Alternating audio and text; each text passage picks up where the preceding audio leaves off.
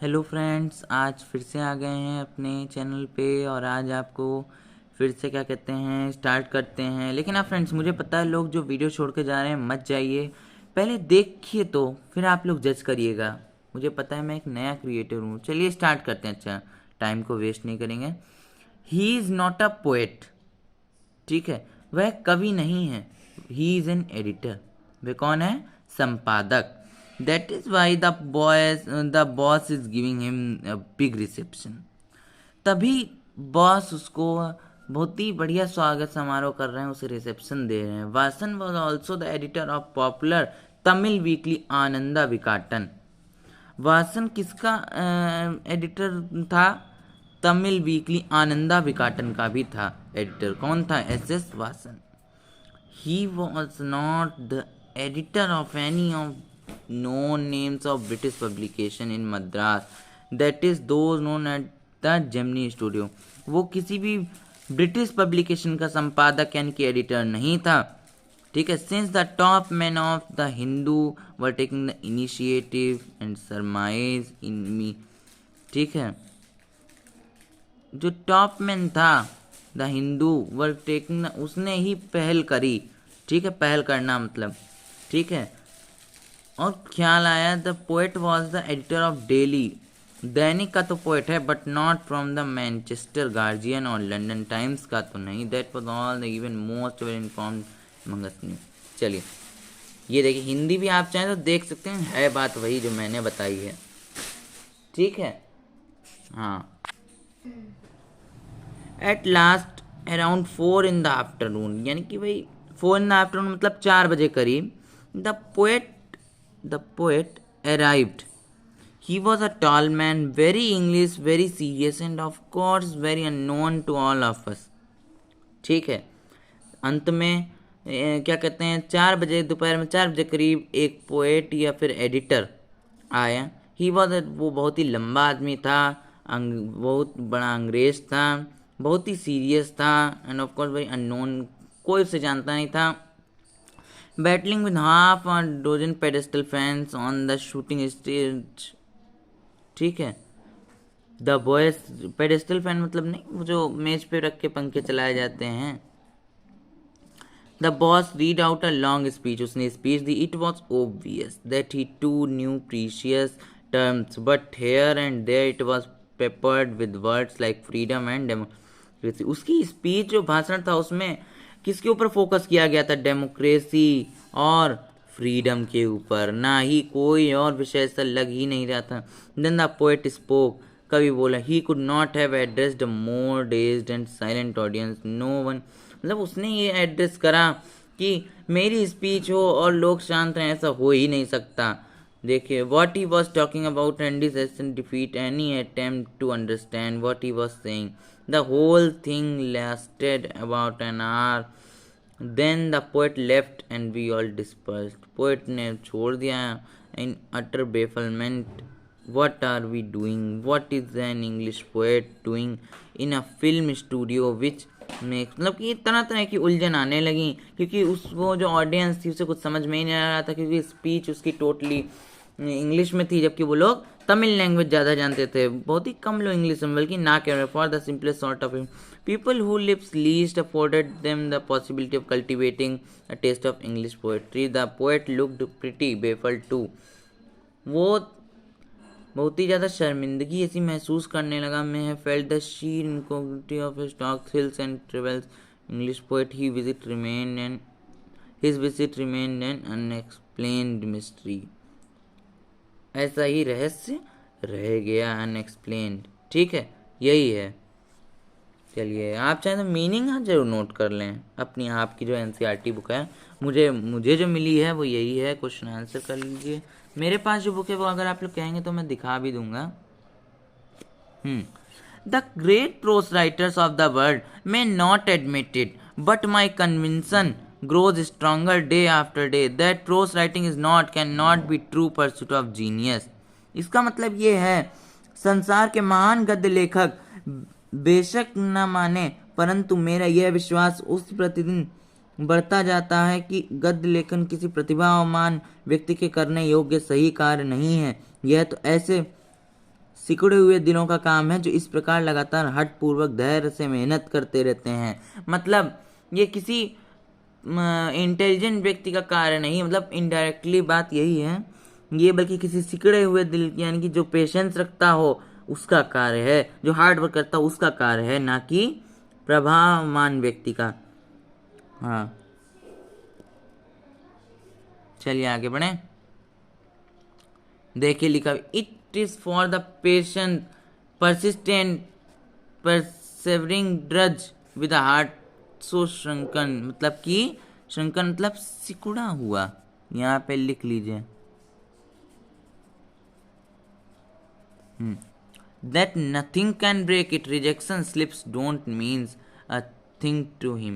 मतलब कि जहाँ जो जैसे संपादक मान लीजिए देने गए लेकिन वो नहीं पब्लिश हुई, संपादक ने नहीं उसे पब्लिश किया, तो निराशा नहीं, हम उसे थोड़ा सा उसमें चेंजेस करके मॉडिफाई करके हम दूसरी जगह कर देंगे। इसका यहाँ पे यही मतलब था। ठीक है, निराश नहीं हो जाते हैं कि आज जैसे हम लोग मार्क्स कमा गए कल नहीं पेपर देंगे।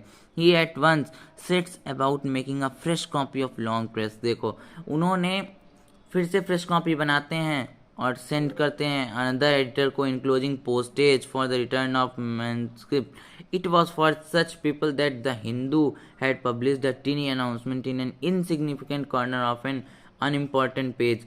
एक जो अनइम्पॉर्टेंट पेज था द हिंदू न्यूज़पेपर पे पब्लिश करा था उसने, कॉर्नर जो होता है पब्लिश करता है short story contest organise by British periodical.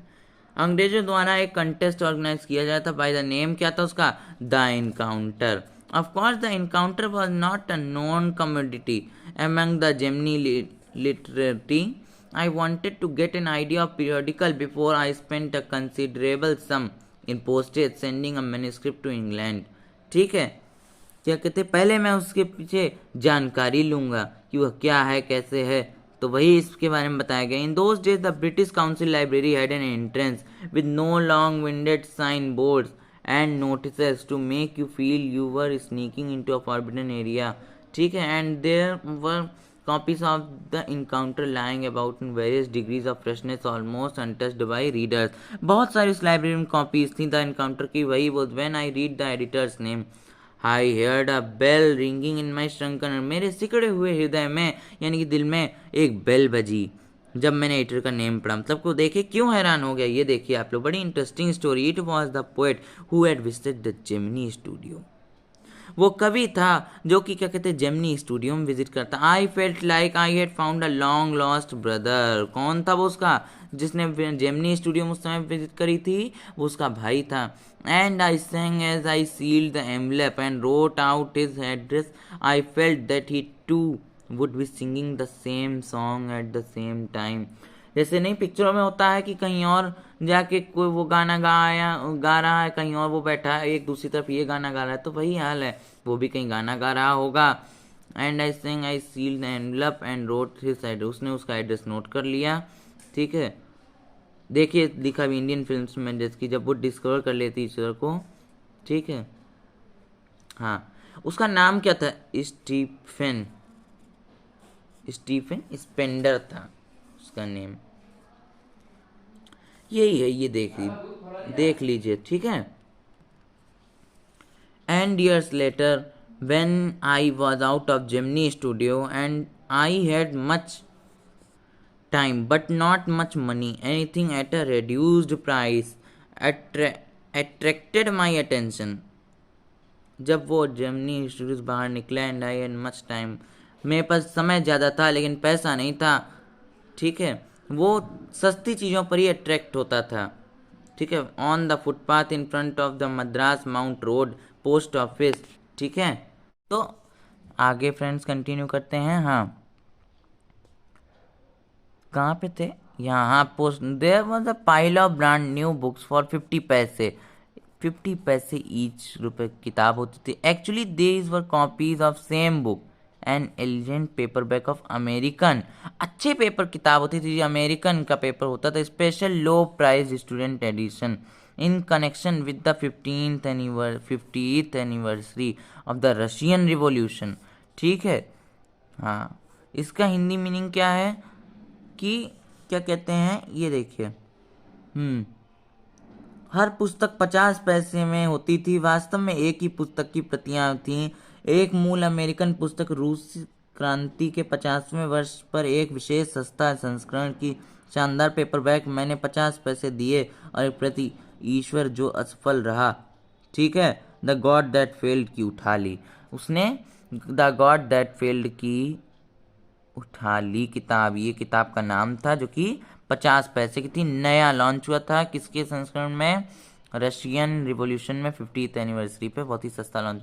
6 eminent man of letters in 6 separate essays described their journeys into communism and their disillusioned return. क्या था? हाँ, 6 प्रमुख विद्वानों ने 6 अलग अलग निबंधों में कम्युनिज्म के अंदर अपनी यात्रा और ज्ञान प्राप्ति के बाद वापसी का वर्णन किया था उस बुक में। जैसे Andre Gide, Richard Wright, Ignazio Silone, Arthur Koestler, Louis Fischer और स्टीफन स्पेंडर। स्टीफन स्पेंडर अचानक ही पुस्तक बड़ी महत्वपूर्ण बन गई। स्टीफन स्पेंडर वह कवि जो जेमिनी स्टूडियो में आया था। आप देखिए, हाँ ये देखिए, कवि के नाम ध्यान रखने हैं। उस बुक का सिग्निफिकेंस क्या हो गया था कि वो the poet who had visited Gemini studio in a moment I felt a dark chamber of my mind lit up by a hazy illumination. The reaction to Stephen Spender at Gemini Studio was no longer a mystery. अब वो रहस्य नहीं रह गया था Stephen Spender का, जो कि एक मिस्ट्री बना हुआ था अभी तक। क्या था? ये पता लग गया था कि उससे उसका वो भाई the boss of the Gemini studio may not have much to do with Stephen poetry but not with his good god that failed. क्या? स्टीफन स्पेंडर वह कभी जो जेमिनी स्टूडियो में आया था, क्षण भर ही में मुझे लगा मेरे दिमाग के अंधेरे कमरे में अचानक धुंध भरा प्रकाश हो गया है। जेमिनी स्टूडियो में स्टीफन स्पेंडर वे प्रति हुई प्रतिक्रिया अब रहस्य नहीं रह गई।